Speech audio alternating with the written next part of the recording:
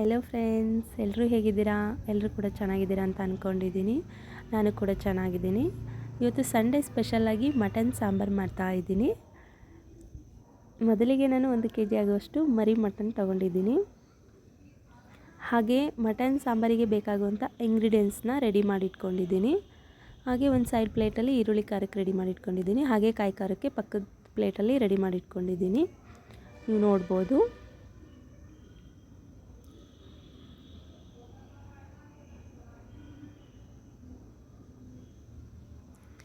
ಮೊದಲಿಗೆ ಒಂದು ಜಾರಿಗೆ ನಾನು ಕಟ್ ಮಾಡಿ ಇಟ್ಕೊಂಡಿರುವಂಥ 2 ಈರುಳ್ಳಿನ ಹಾಕೋತಾ ಇದ್ದೀನಿ.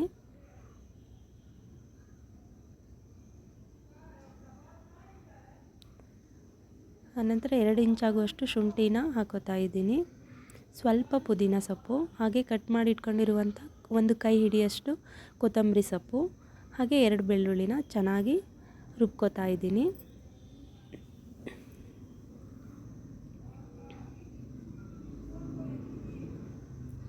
ನಂತರ ನಾನು ಒಂದು ಕುಕ್ಕರಿಗೆ 2 ಟೇಬಲ್ ಸ್ಪೂನ್ ಆಗುವಷ್ಟು ಎಣ್ಣೆನ ಹಾಕೋತಾ ಇದ್ದೀನಿ. ಹಾಗೆ ಎಣ್ಣೆ ಕಾಯ್ದ ನಂತರ ಈರುಳ್ಳಿ ಖಾರವನ್ನು ಹಾಕೋತಾ ಇದ್ದೀನಿ.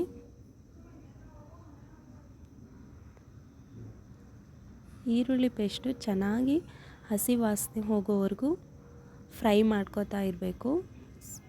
2 ಮಿನಿಟ್ಸ್ ಆದರೂ ಫ್ರೈ ಮಾಡ್ಕೋಬೇಕು.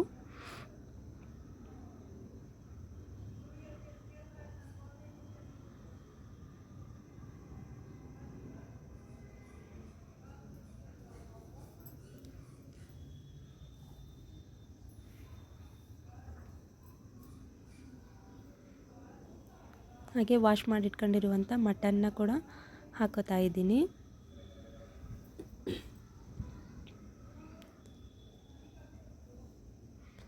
ನಂತರ ನಾನು 2 ಟೇಬಲ್ ಸ್ಪೂನ್ ಆಗುವಷ್ಟು ಕಲ್ಲು ಉಪ್ಪನ್ನು ಹಾಕೋತಾ ಇದ್ದೀನಿ. ಈರುಳ್ಳಿ ಖಾರದಲ್ಲಿ ನಾವು ಉಪ್ಪು ಖಾರ ಪುಡಿ ಆ್ಯಡ್ ಮಾಡೋದ್ರಿಂದ ಮಟನ್ಗೆ ಚೆನ್ನಾಗಿ ಉಪ್ಪು ಖಾರ ಹಿಡಿಯುತ್ತೆ. ನೋಡಿ, ಅರ್ಧ ಟೇಬಲ್ ಸ್ಪೂನ್ ಆಗುವಷ್ಟು ಅರಿಶಿನ ಪೌಡರ್ನ ಹಾಕೋತಾ ಇದ್ದೀನಿ. ಹಾಗೆ ಚೆನ್ನಾಗಿ ಮಿಕ್ಸ್ ಮಾಡ್ಕೋತಾ ಇದ್ದೀನಿ.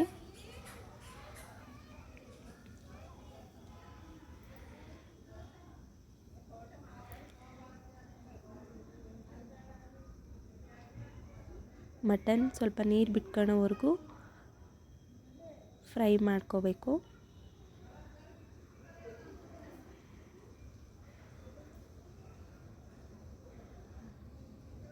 ನಂತರ ನಾನು 2 ಟೇಬಲ್ ಸ್ಪೂನ್ ಆಗುವಷ್ಟು ಖಾರ ಪುಡಿ, 2.5 ಟೇಬಲ್ ಸ್ಪೂನ್ ಆಗುವಷ್ಟು ಧನಿಯಾ ಪೌಡರ್ನ ಆ್ಯಡ್ ಮಾಡ್ಕೋತಾ ಇದ್ದೀನಿ.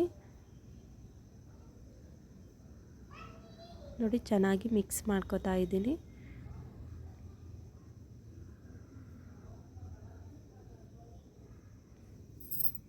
ಮಿಕ್ಸ್ ಮಾಡ್ಕೊಂಡ ನಂತರ ನಾನು 1 ಗ್ಲಾಸ್ ನೀರನ್ನು ಹಾಕೋತಾ ಇದ್ದೀನಿ.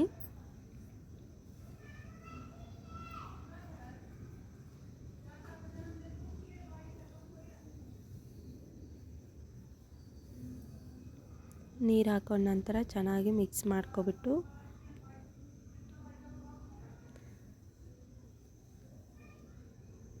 ಕುಕ್ಕರ್ ಮುಚ್ಚಳವನ್ನು ಮುಚ್ಕೋತಾ ಇದ್ದೀನಿ. ಹಾಕ್ಕೊಬಿಟ್ಟು ನಾನು 4 ವಿಷಲ್ ಮಾಡಿಸ್ಕೊತಾ ಇದ್ದೀನಿ ಇಲ್ಲಿ. ಹಾಗೆ ಆ ಕಡೆ ರೈಸಿ ಕೂಡ ಇಟ್ಕೊಂಡಿದ್ದೀನಿ. ನೋಡಿ,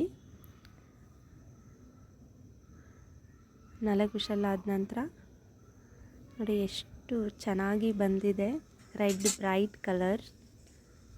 ನಂತರ ನಾನು ಕಾಯಿ ಖಾರಕ್ಕೆ ರೆಡಿ ಮಾಡ್ಕೋತಾ ಇದ್ದೀನಿ. ತುರಿದಿರುವ ಅರ್ಧ ಭಾಗ ಕಾಯನ್ನು ಹಾಕೋತಾ ಇದ್ದೀನಿ. ಹಾಗೆ 1 ಟೊಮೊಟೊ ತಗೊಂಡಿದ್ದೀನಿ. 1 ಟೇಬಲ್ ಸ್ಪೂನ್ ಆಗುವಷ್ಟು ಕಡಲೆ, ಹಾಗೆ 1 ಟೇಬಲ್ ಸ್ಪೂನ್ ಆಗುವಷ್ಟು ಗಸಗಸೆ,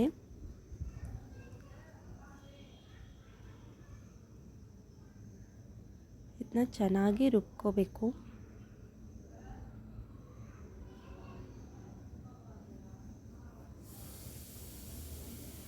ನೋಡಿ, ರುಬ್ಕೊಂಡಿರುವಂಥ ಮಸಾಲವನ್ನು ಹಾಕೋತಾ ಇದ್ದೀನಿ.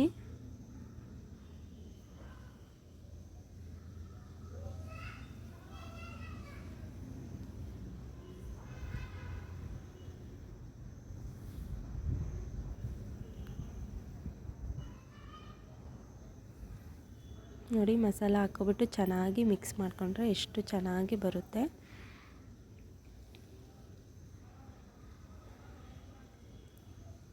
ಈ ಥರ ಮಾಡೋದ್ರಿಂದ 2 ದಿನದವರೆಗೂ ಇಟ್ಕೊಂಡು ತಿನ್ಬೋದು, ಸಾಂಬಾರೇನು ಕೆಡಲ್ಲ. ನೀರು ನಿಮಗೆ ಯಾವ ಕನ್ಸಿಸ್ಟೆನ್ಸಿ ಬೇಕು ಆ ಥರ ಹಾಕ್ಕೋಬೋದು. ಹಾಗೆ ನಾನಿಲ್ಲಿ ತೆಜು ಮಟನ್ ಮಸಾಲ ಯೂಸ್ ಮಾಡ್ತಾಯಿದ್ದೀನಿ, ಅರ್ಧ ಪ್ಯಾಕೆಟ್ ಹಾಕ್ಕೋತಾ ಇದ್ದೀನಿ.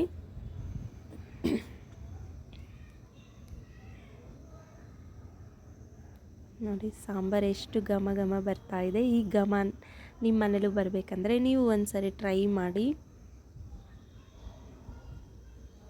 ಈಗ ಸರ್ವ್ ಮಾಡ್ಕೊತಾ ಇದ್ದೀನಿ.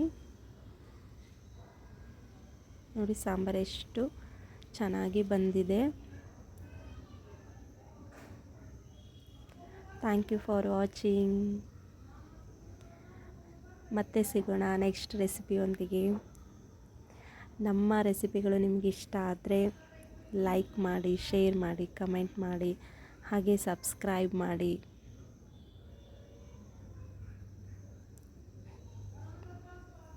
Thank you. ಬಾಯ್.